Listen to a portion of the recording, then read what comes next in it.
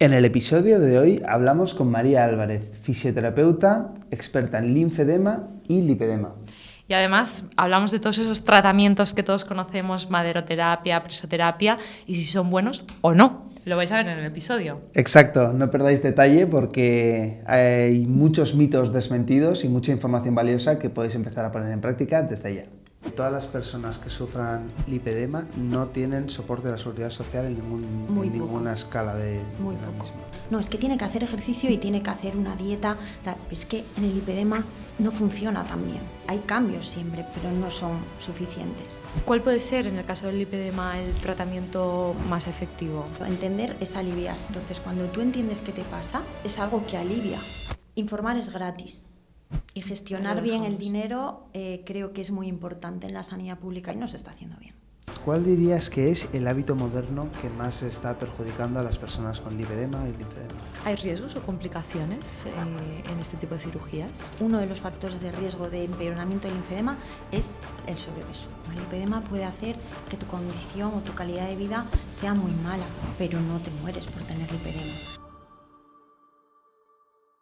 ¿Sabías que hay problemas de salud que afectan a millones de personas en todo el mundo, pero que a menudo pasan desapercibidos o se diagnostican mal? Hoy vamos a hablar de dos de ellos, el linfedema y el lipedema. Aunque sus nombres pueden sonar técnicos, su impacto es muy real, afectando tanto al cuerpo como a la calidad de vida de quienes los padecen. Y eso que últimamente lo vemos mucho en redes sociales. Hoy tenemos el placer de contar con una invitada de lujo que ha dedicado su carrera a mejorar la calidad de vida de muchas personas desde una perspectiva integral. María Álvarez es doctora cum laude en fisioterapia y toda una referencia en áreas como el suelo pélvico. Además, el tratamiento de linfedema, lipedema y fisioterapia cardiorrespiratoria. Comparte su conocimiento como profesora en la Universidad de las Islas Baleares, formando a las nuevas generaciones de fisioterapeutas. Bienvenida, María. Wow, gracias, bienvenida. Encantada de estar aquí. Me encantan las intros que hacemos. Hacemos unas intros que vamos, yo si fuera invitado diría... Sí, es como, wow. Soy la bomba. Bueno, María, creo que el sistema linfático, cuando hablamos de sistema linfático, poca gente en España te sabría decir, el sistema linfático es esto, esto y esto. Por eso me gustaría preguntarte, abrir la conversación, ¿qué es el sistema linfático? Bien, pues el sistema linfático es así, es un gran desconocido y a veces para los propios sanitarios no se toca mucho ese tema. Entonces, el sistema linfático es un sistema muy parecido al sistema circulatorio, pero que en vez de transportar sangre, transporta linfa. ¿Qué pasa? Que es un sistema que está abierto. El origen del sistema linfático está en el espacio intersticial, ahí se capta esa linfa y la va a drenar al sistema circulatorio. O sea, el final del sistema linfático es el sistema circulatorio. Tiene diferentes funciones. La primera función y la más importante es una función inmunitaria. La segunda función es transportar líquidos, ¿vale?, de esa zona intersticial al sistema circulatorio para reintegrarlo.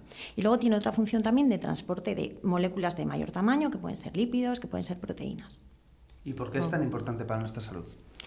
Pues regula los líquidos de nuestro cuerpo. Es que sin el sistema linfático no podríamos sobrevivir. ¿Nos hincharíamos de líquido y explotaríamos? ¿O? Explotaríamos. Piensa que a través del sistema circulatorio se va filtrando parte de, no es sangre porque es como un plasma, es un filtrado de plasma, ¿no?, que sale al sistema, a la parte del intersticio, ¿vale? En ese intersticio, ¿qué pasa? Que parte de eso que se ha filtrado se reabsorbe por el sistema circulatorio una vez que hayan oxigenado los tejidos. ¿Cuánto se reabsorbe? Pues de 20 litros a lo mejor a lo largo del día, solo 17. Y quedan 3. ¿Esos 3 dónde van? Pues gracias al sistema linfático se reintegran otra vez en el sistema circulatorio, ¿vale? Para eso es el sistema linfático, para captar lo que el sistema circulatorio no puede volver a reabsorber de lo que se ha filtrado. Vale.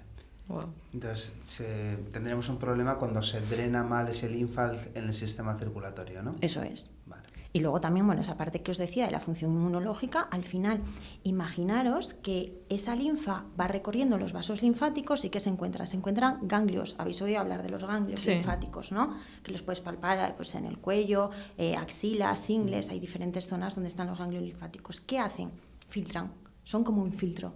Dentro de los ganglios linfáticos hay células como macrófagos, linfocitos, que hacen de una barrera inmunitaria para que lo que vuelva otra vez al sistema circulatorio no tenga patógenos ni tenga nada dañino.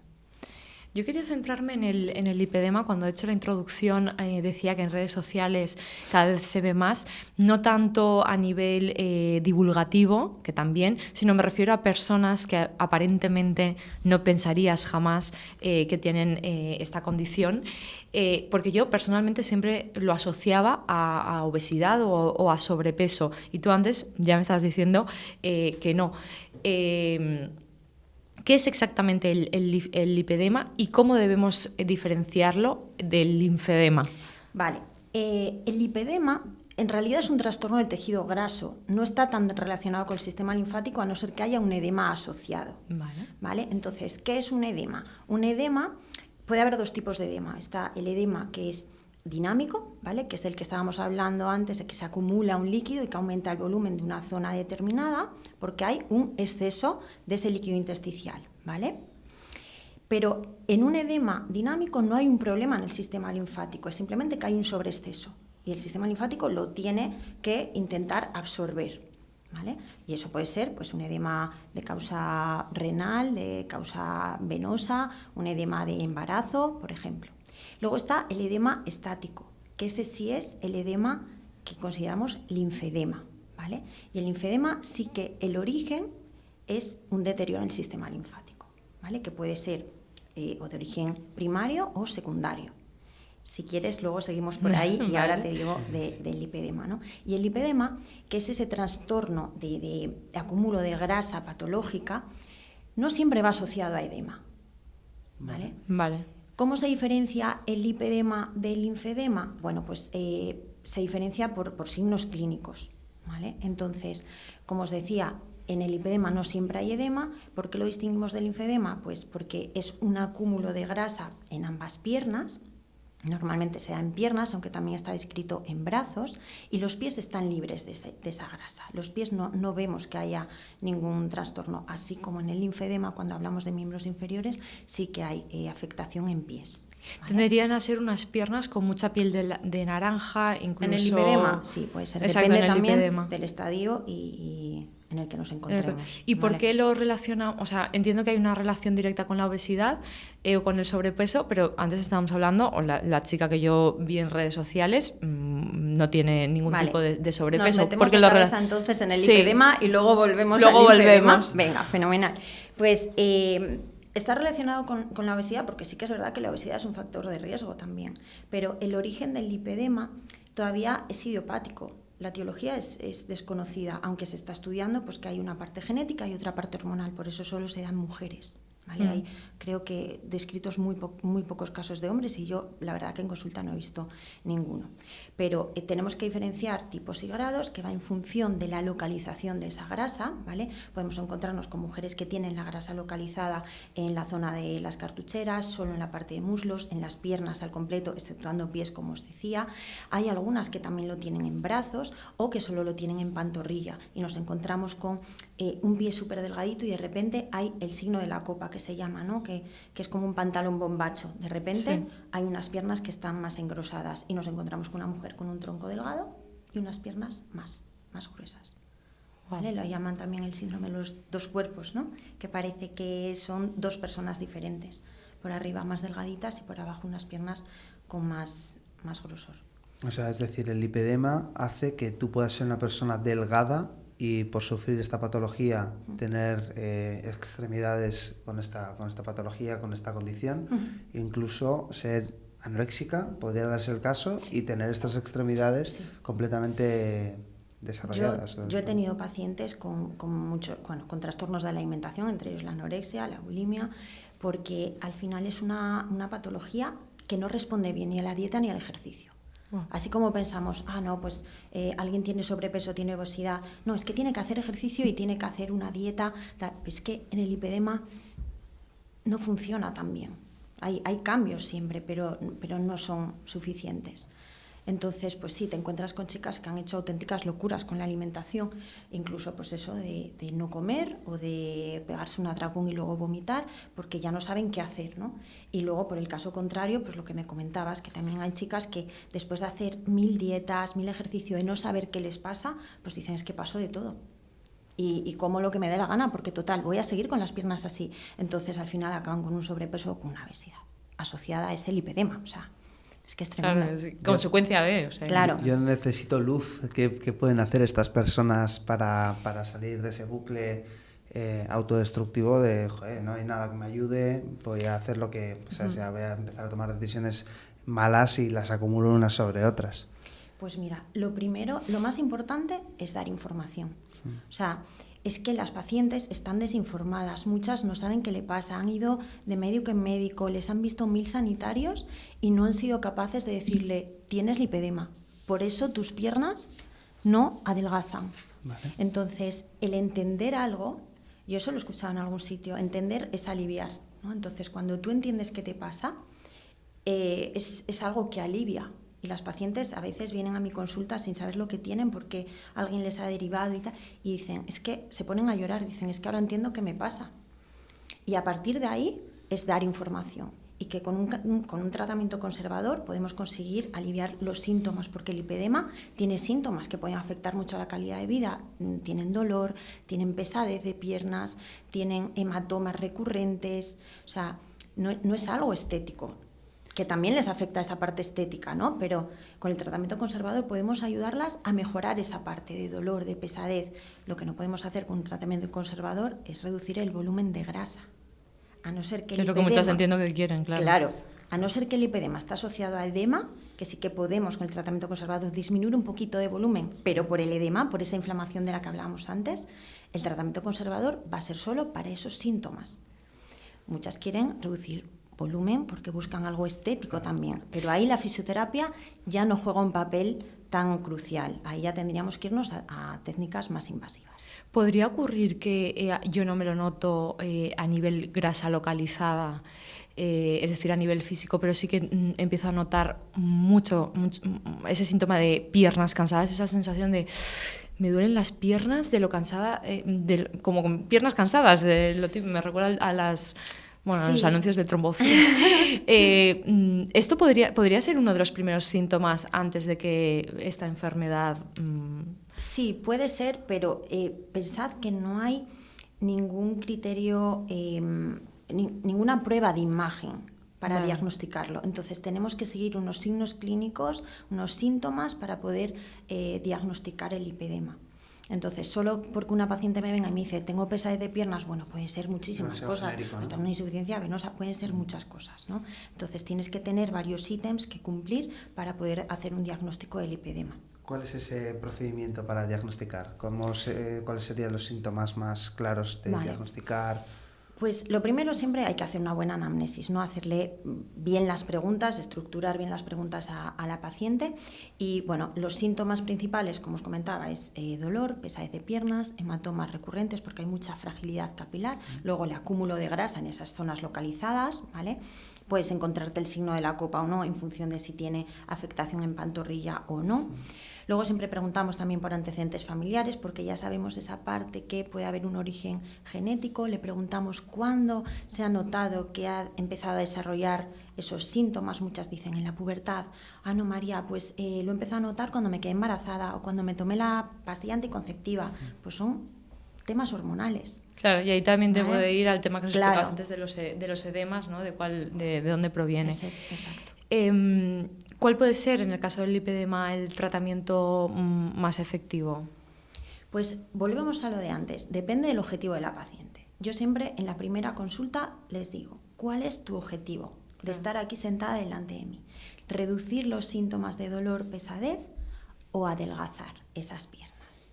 ¿Vale? Entonces, si vamos a enfocar el tratamiento como reducir dolor, pesadez, etc., vamos a hacer un tratamiento conservador.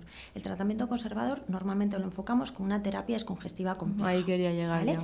¿Y ahí qué hacemos? Pues drenaje linfático manual, hacemos Terapia compresiva, que puede ser con medias compresivas, pueden ser con diferente tipo de vendajes, ejercicio físico de fuerza y también acuático, porque el ejercicio acuático, al introducirnos en una superficie de agua, lo que vamos a conseguir es compresión del agua sobre el tejido, ¿vale? Entonces reduce también la inflamación. Y luego siempre también mucho cuidado de la piel. Centrándonos en esa parte en la que tú estás, ¿no? En consulta, esa parte de fisioterapia, esa terapia descongestiva compleja, más allá de lo que la persona, digo ella porque normalmente lo sufren mujeres, puede hacer fuera de consulta, ¿qué ejercicios exactamente podéis hacer allí, ¿no? O sea, me estás diciendo esto y yo me estoy imaginando, no sé por qué, no sé, como masajes muy fuertes, vale, o tal, nada de eso. Nada de eso. De hecho, los masajes más fuertes, más profundos, están contraindicados en el lipedema. Además, pensad que tienen fragilidad capilar. Me vienen chicas haciéndose tratamientos que son una locura, llenas de hematomas, con más dolor, porque el sistema linfático está muy superficial. Entonces, el drenaje linfático es superficial, muy lento, porque el sistema linfático también es lento. Entonces, tenemos que seguir esas vías linfáticas y además hacerlo unos 30-40 milímetros de mercurio, que es una presión muy suave. ¿Vale? Pero esto solo lo haremos si tiene edema asociado. Si no, yo hay pacientes que le digo, te pones unas medias para aliviar el dolor, aliviar la pesadez y no vas a depender de fisioterapia. Yo justo te quería hablar de la importancia de las prendas compresivas, como tal, las medias generalmente. ¿Cómo se deberían usar? Entiendo que de una forma diferente para cada persona, pero sí, partiendo de la base que son imprescindibles, ¿no? Por lo que acabas de decir. ¿Cómo sería la recomendación de usarlas en todo el día, cuando estés de pie, cuando te vayas a estar sentado? Vamos a diferenciar, luego hablaremos del linfedema porque ahí sí que cambia un poquito, pero como estamos ahí con el lipedema, vamos a hablar un poquito de las medidas de compresión del lipedema, que genera a veces un poco de controversia. Las medidas de compresión, hay medias de diferentes tipos de tejidos, ¿vale? Hay un tejido circular, que es un tejido que es mucho más elástico, y un tejido plano, que es un tejido más rígido. El tejido plano se hace a medida, aunque el tejido circular también se puede hacer a medida, pero el tejido plano se hace a medida para pacientes que tienen contornos que a lo mejor no son de un tamaño estándar, ¿no? O de una forma estándar. Cuanto más rígido sea un tejido, aparte de generar compresión, puede generar contención. Y la contención es muy importante para que haya más fuerza, más trabajo y fuerza, ¿vale?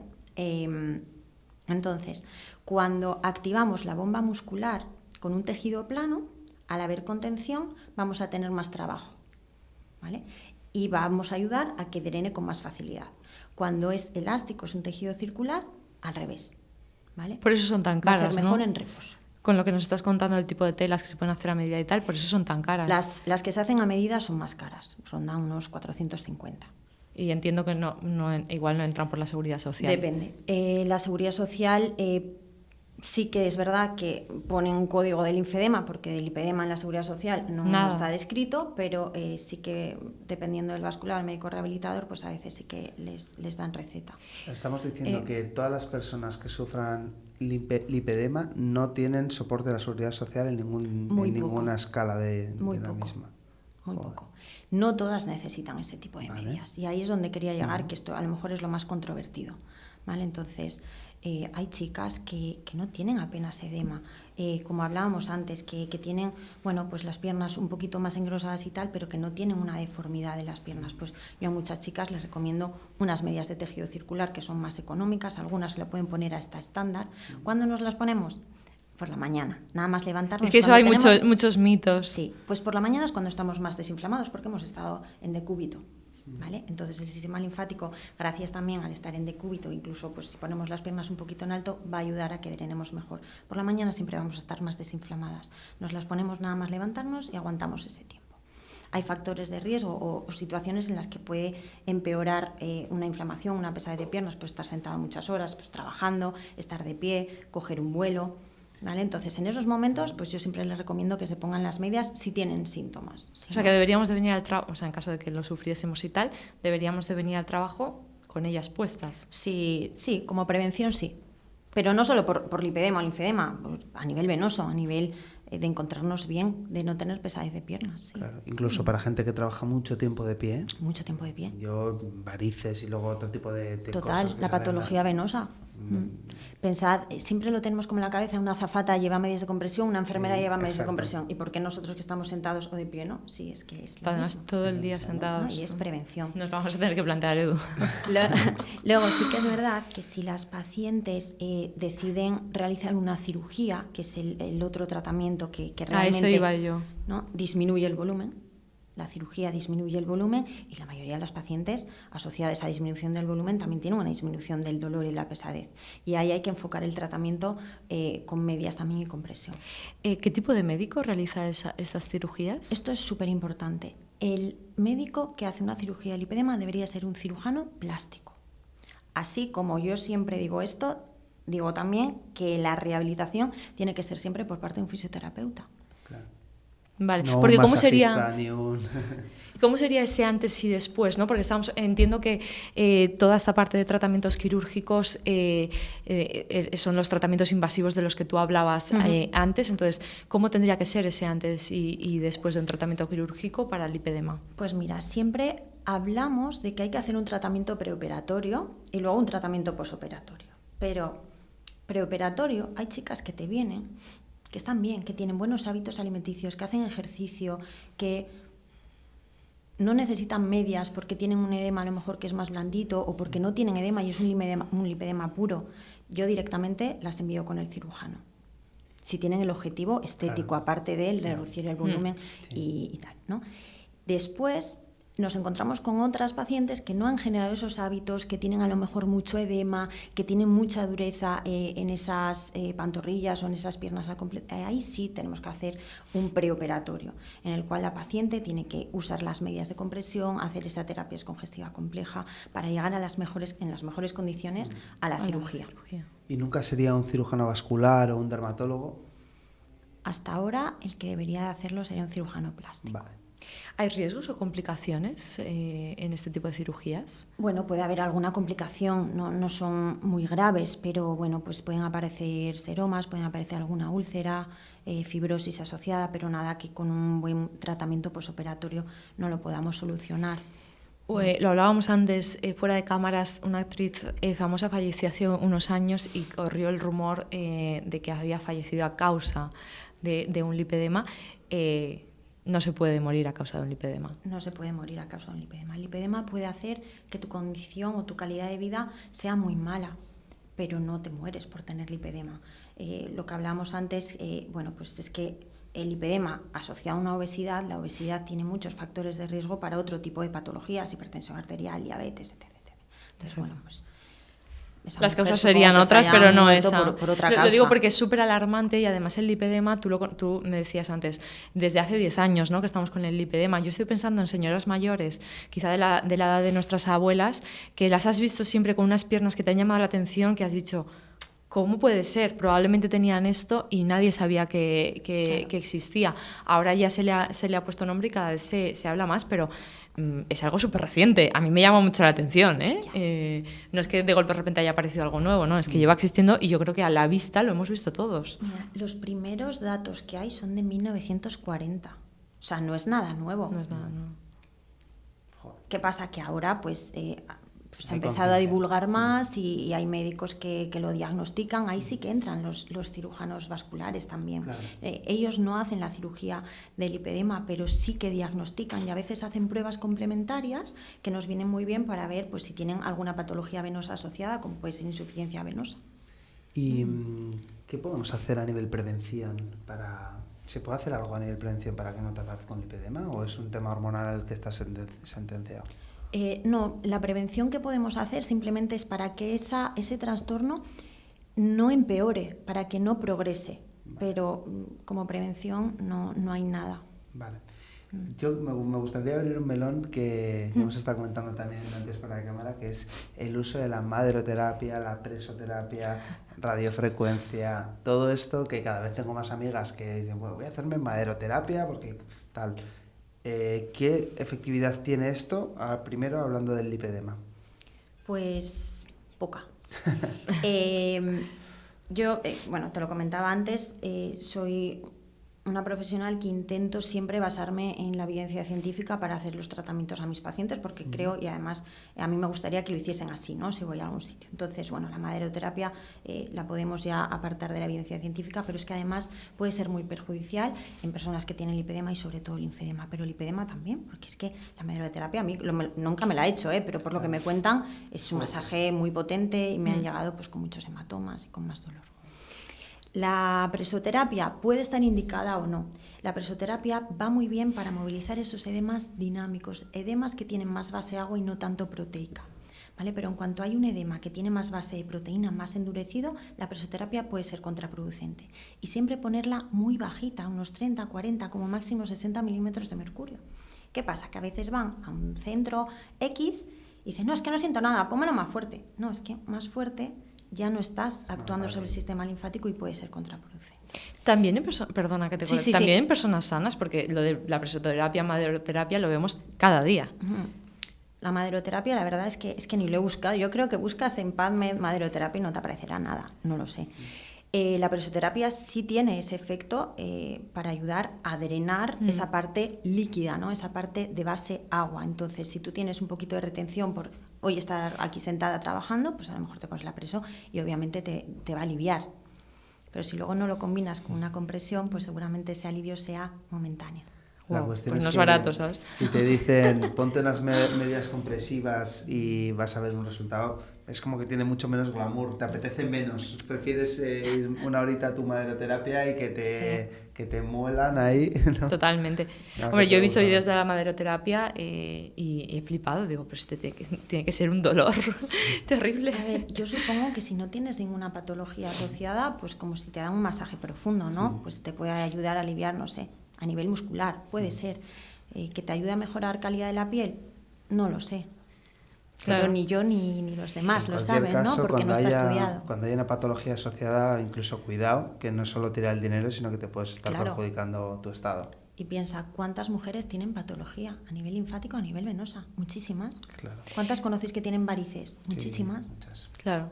Para el común de los mortales, que no entramos a PubMed a ver si algo tiene evidencia científica, y que como tú dices, pues hay mucha desinformación, pues bueno, aquí las redes sociales a veces juegan un buen papel, otras no tanto, y a lo mejor vamos a hacernos este tipo de técnicas pensando que nos van a ayudar. O sea, ¿cuándo nos debería saltar la alarma de, oye, esto no tiene ningún tipo de evidencia científica? Yo siempre recomiendo a mis pacientes que si tienen duda pidan una segunda opinión. Tenemos que hacernos responsables de nuestra salud y acudir a personal que esté cualificado. Básicamente. No es tan difícil. Sí, nos queremos creer, vemos un vídeo en redes sociales y queremos eso, ¿no? De la misma sin preguntar.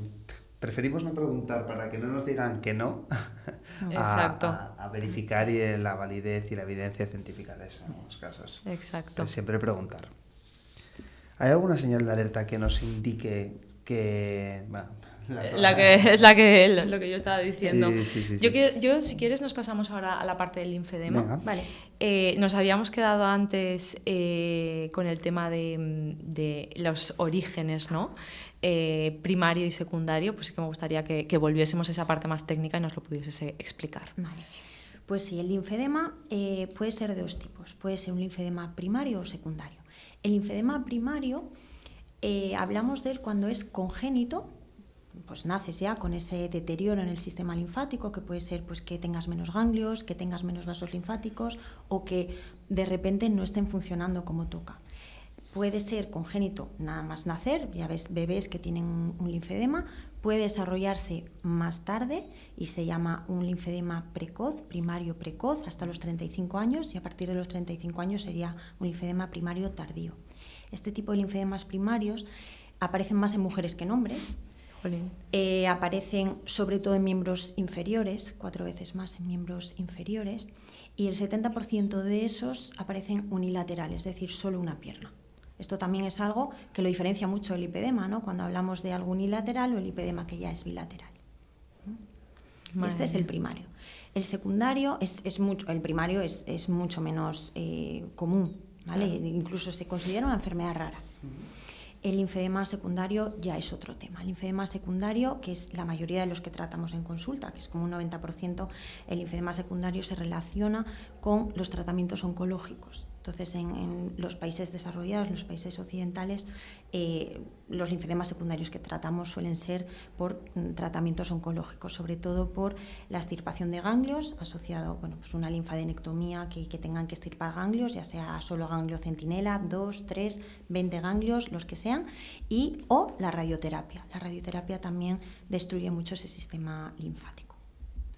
Wow. Y en proceso de diagnóstico, señales a las que estar atentos una vez sospechas que puedes tener un linfedema, ¿cómo sería respecto al proceso que hemos comentado antes del lipedema? Bien, pues el primario sí que es verdad que a veces es más complicado, a no ser que sea un bebé que nace con linfedema, ¿no? Pero muchas veces va asociado a algún trauma, por la razón que sea. Imagínate, me hago un esguince y yo no sé que mi sistema linfático está deteriorado de manera congenital. Claro. Yo no sé que tengo menos ganglios, o yo no sé porque nunca se ha desarrollado. Es invisible. ¿No? Pero me hago un esguince, por ejemplo, por decir algo como muy común, y me curo de ese esguince, pero veo que la pierna se me empieza a hinchar y los deditos del pie se me empiezan a hinchar, o el dorso del pie, o de repente la zona del gemelo también. Pues ahí ya es un signo de alarma. Normalmente aparece el signo de fóvea, que es cuando presionamos con un dedito se queda marcado como profundizado, incluso el signo de Stemmer, que es coger un pliegue de un dedito y no puedes coger ese pliegue. ¿Podría estar, lo mismo que cuentas, podría estar relacionado con algún otro tipo de golpe que alrededor de las piernas? Imagínate que sí. Me he caído, me he hecho daño en el cuádriceps, he tenido un hematoma, pero se me ha ido y luego me lo noto hinchado. Sí, os he puesto el ejemplo de un esguince, pero cualquier cosa, incluso hay veces que, imagínate, me ha picado un mosquito y me ha generado una reacción alérgica. ¿Qué pasa? Que hay una inflamación y como yo tengo un deterioro del sistema linfático, ese sistema linfático no es capaz de absorber todo ese edema que hay en esa zona. Y ahí es cuando debuta el linfedema primario. ¿Vale? El secundario es más fácil de interpretar. ¿Por qué? Porque pues una persona que ha tenido cáncer o que le han quitado ganglios o que le han hecho radioterapia, pues ya está condicionada a tener linfedema. De hecho, se habla ya de un linfedema en estadio 0, desde que hay una extirpación, aunque sea de un ganglio. ¿Vale? Es subclínico, no da síntomas, pero ya tenemos que tener mucha precaución e informar a ese paciente de que es muy probable que pueda tener linfedema. Porque en principio un ganglio, bueno, nosotros todos tenemos ganglios, ¿no? Yo recuerdo el ser, era muy pequeñita y, bueno, no sé por qué, supongo que me puse enferma, ya ni me acuerdo, pero luego estuve con mucho tiempo, o sea, durante mucho tiempo con hierro y me salieron, yo recuerdo el tema de los ganglios porque mi madre estaba como obsesionada, todo el rato me las tocaba porque se me notaba, se me inflamaron. O sea, entiendo que se inflaman como una medida. Ahí era tu sistema inmune. Exacto. Que seguramente estaba bloqueando algún patógeno que se iba a integrar en tu sistema venoso. Vale, o sea, pero luego hablaríamos de cuando ya nos los extirpan porque es algo maligno, etcétera, etcétera, y luego como consecuencia tenemos esto. Tienes un deterioro del sistema linfático y no podemos drenar esa linfa, por eso aumenta el volumen o del brazo, de la pierna o de la zona que sea. Jolín, me parece súper fuerte porque después de haber pasado un cáncer, además cualquiera, porque en cualquier cáncer te pueden dar radioterapia, que luego tengas que pasar por esto, ¿qué tratamiento se le da a estas personas después de todo, de dónde proceden? O sea... Ahora estamos intentando hacer la prehabilitación que llamamos, pensad que va desde el momento del diagnóstico de cáncer hasta la cirugía o la radioterapia o el tratamiento que le vayan a hacer, ¿no? Esa es la prehabilitación. Tenemos que conseguir que el paciente o la paciente esté en las mejores condiciones, tanto a nivel cardiopulmonar como a nivel de fuerza, y ahí también vamos dando esa información. Entonces, para mí la base, ahí sí que es la prevención. Para mí la base es informar al paciente para que sepa que si le quitan ganglios o si hay radioterapia, puede tener un linfedema y pillarlo a tiempo. El lipedema decíamos que era algo que te va a acompañar siempre, o por lo menos hasta este momento. ¿También ocurre lo mismo con el linfedema? Sí. El linfedema es crónico y si no se trata puede empeorar.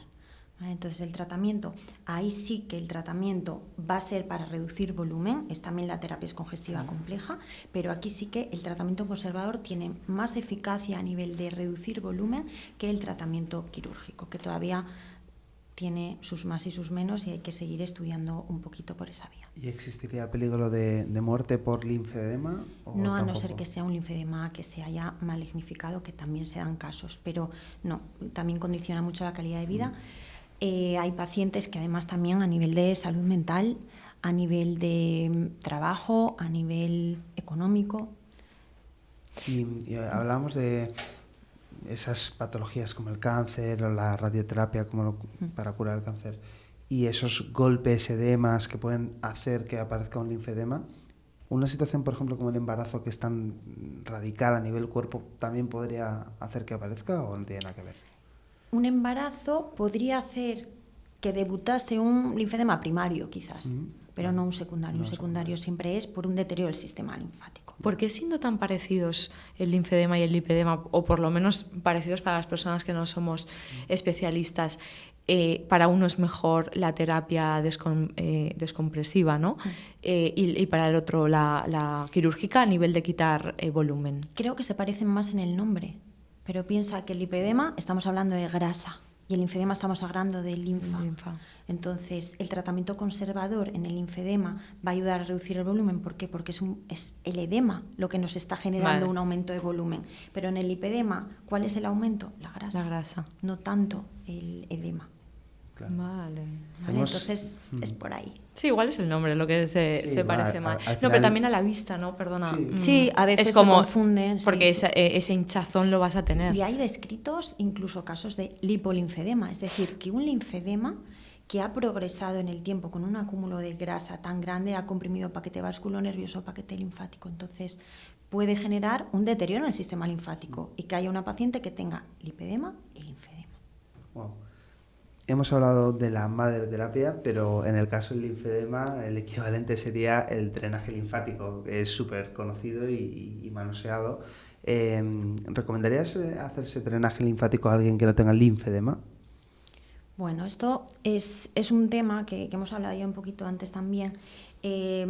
Creo que el mal uso del drenaje linfático manual ha hecho que haya incluso el Ministerio de Sanidad en España hace unos años lo ha catalogado como una pseudociencia, cuando no tiene nada que ver con esto, porque ya hay estudios científicos, además metaanálisis, o sea, estudios muy potentes con los que se demuestra que el drenaje linfático manual es eficaz para reducir volumen, aunque no tan significativo como con la compresión, vendajes, medidas compresivas, etc., pero disminuye mucho el dolor y la sintomatología, siempre asociado a esa terapia descongestiva compleja. ¿Qué pasa?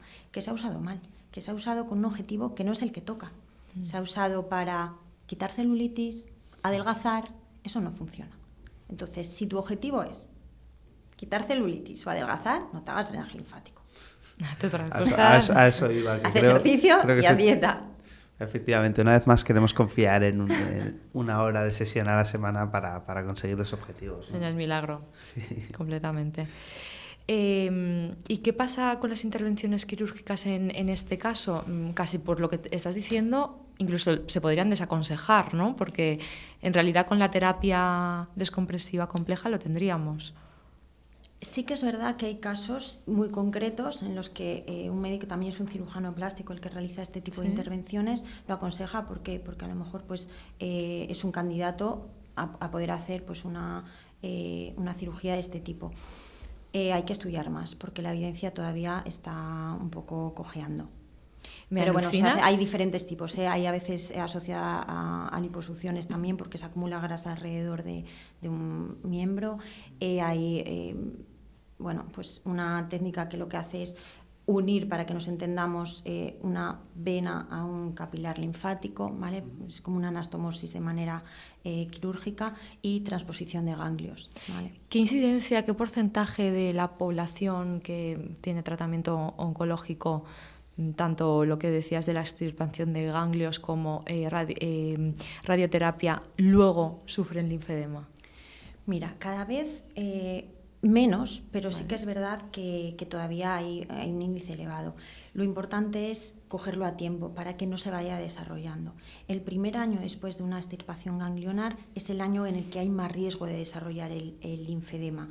Hasta los 3, hasta los 5 años hay riesgo de desarrollar el linfedema, aunque nunca estamos exentos. Yo he tenido pacientes que lo han desarrollado a los 14, 15, 20 años después de su intervención. Y ya se les ha olvidado lo que les han contado, si es que les han contado algo de que claro, eso les puede pasar. En la seguridad está. social, hasta no hace mucho, bueno, creo que lo siguen haciendo, hasta que no hay una diferencia, creo que de 2 centímetros de un brazo a otro, no les hacen ni caso. Eso ya estamos Pues hablando de un estadio 2. O sea, eso estamos hablando de que os habéis saltado 2 pasos. El tratamiento va a ser mucho más eficaz si lo pillamos a tiempo y no dejamos que vaya evolucionando, porque pueden tener pues más infecciones de repetición. Las infecciones al final, pensad que es una zona que tiene un linfedema, ya sea en brazo, en pierna, en la zona que sea, está muy deteriorado también a nivel inmunitario. Entonces es más fácil que haya una infección de repetición. Cuando hablamos de celulitis infecciosa no nos hablamos de la piel naranja, hablamos de infección. Y esas infecciones recurrentes hacen también que se vaya deteriorando más el sistema linfático. Y al final, si uno no se cuida de la forma correcta, ¿podría acabar en amputación o no tiene nada que ver? A día de hoy yo no veo casos de amputación, pero... Vale. Yo quiero entrar un poco más al detalle. Sabemos que tener un estilo de vida saludable es súper importante. Tú estás hablando todo el rato de prevención.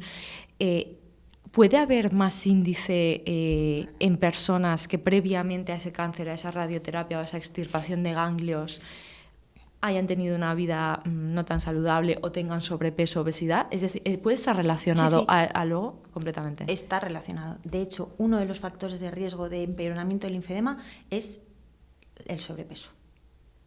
Se recomienda siempre a los pacientes estar en normopeso. Claro.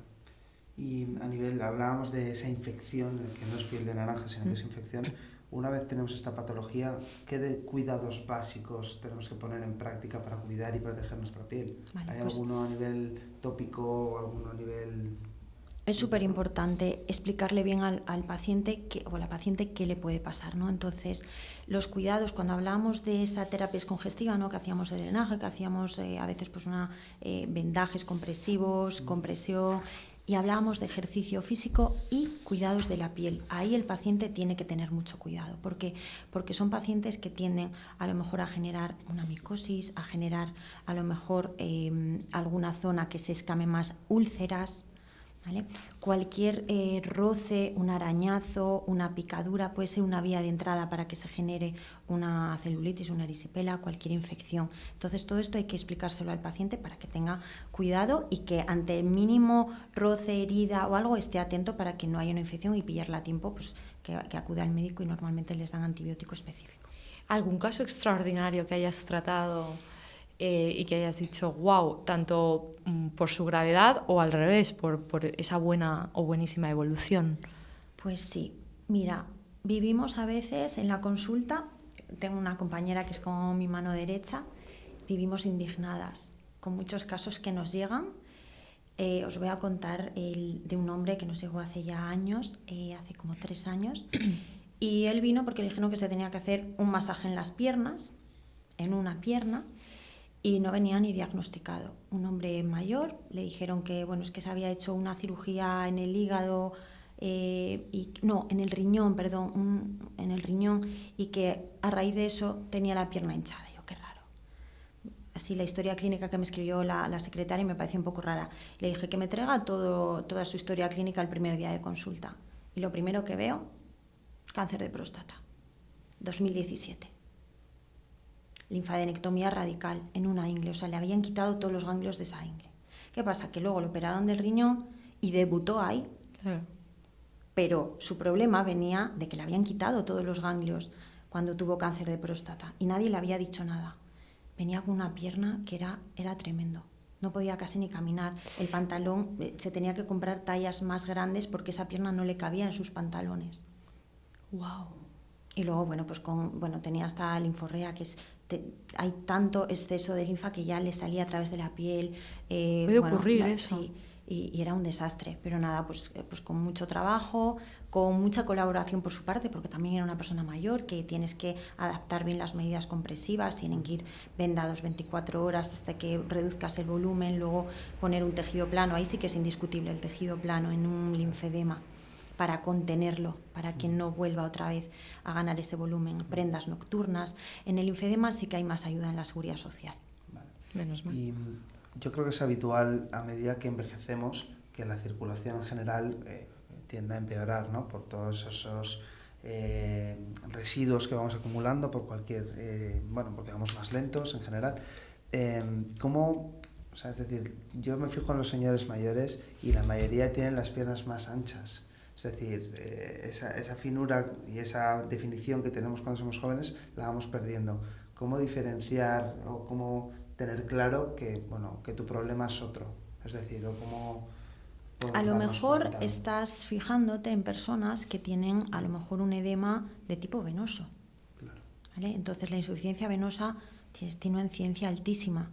Entonces, eso, estaríamos hablando del otro tipo de edema que os comentaba al principio, ¿no? Que es de origen venoso, o de origen renal, o de otro tipo de origen, pero no un linfedema. Y también iría bien la compresión. Sí. La compresión Otro tipo de compresión, normalmente en gente así más mayor, hay muchísima variedad de compresión, de materiales que al final para la piel de una persona mayor, que a lo mejor está un poquito más deteriorada, que es un poquito más delicada, pues que son un poquito más confortables. La compresión en una insuficiencia venosa, normalmente ponemos una compresión más bajita.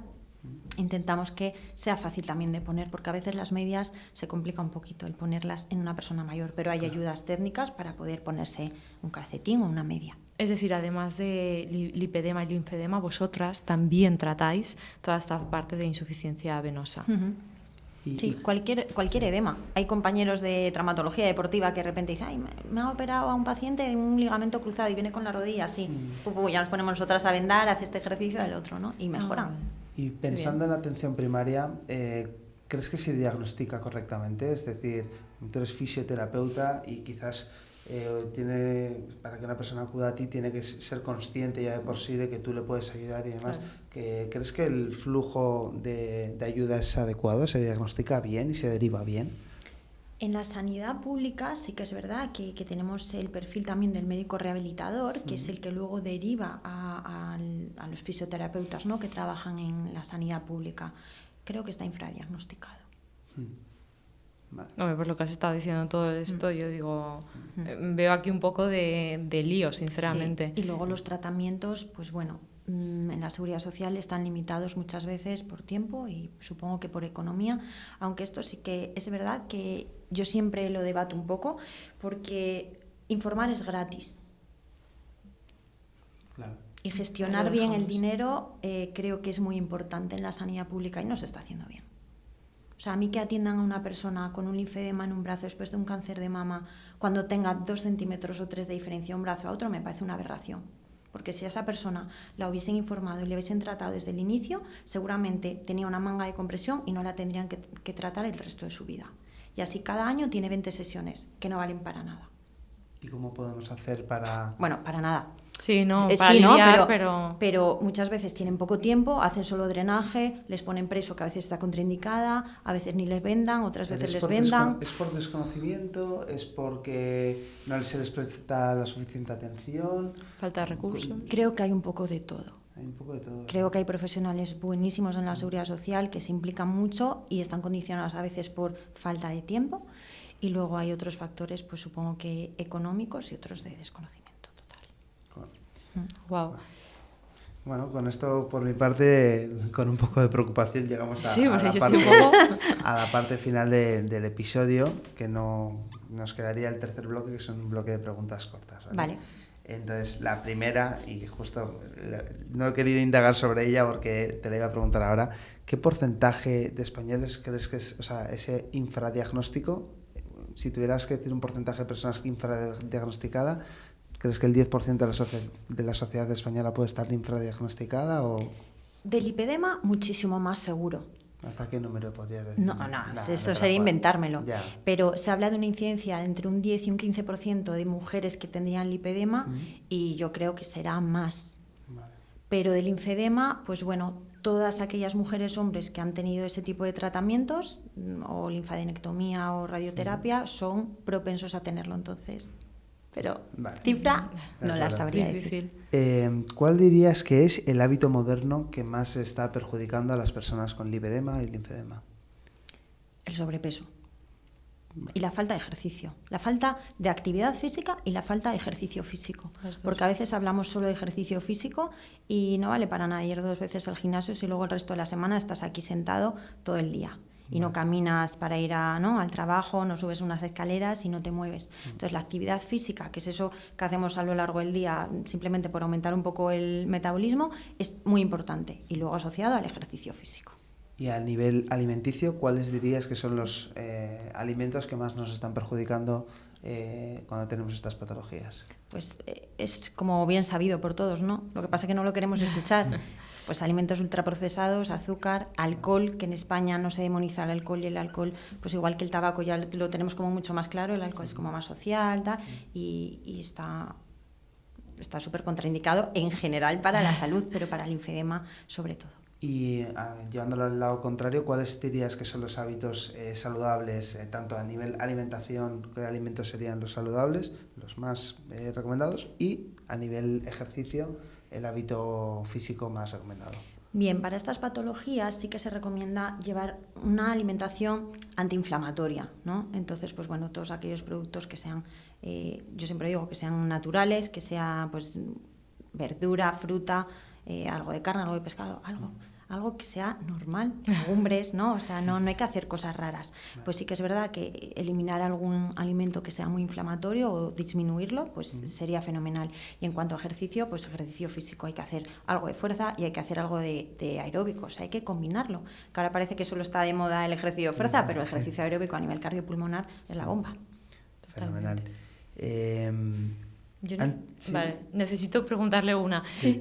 Tú has venido hoy en avión, ¿tú utilizas medias de compresión? Sí, las llevo puestas. Vale. No me he fijado, perdonad que estamos sentados y necesitaba preguntárselo. Me parecen normales, pero bueno. Son más finitas, pero llevan una compresión, en mi caso, de tipo 1. Vale, yo me lo voy a apuntar porque a mí todo esto me interesa. Todo el día aquí sentada.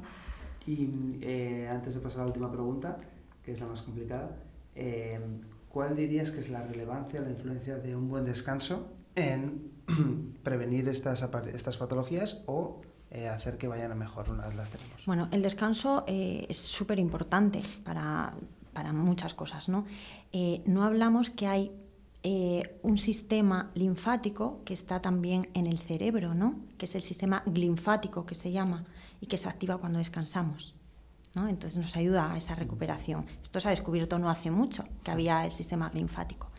Y luego, por otra parte, esa parte inflamatoria, cuando estamos en decúbito, también nos va a ayudar a reducirla. Entonces nos vamos a levantar con menos inflamación. Wow.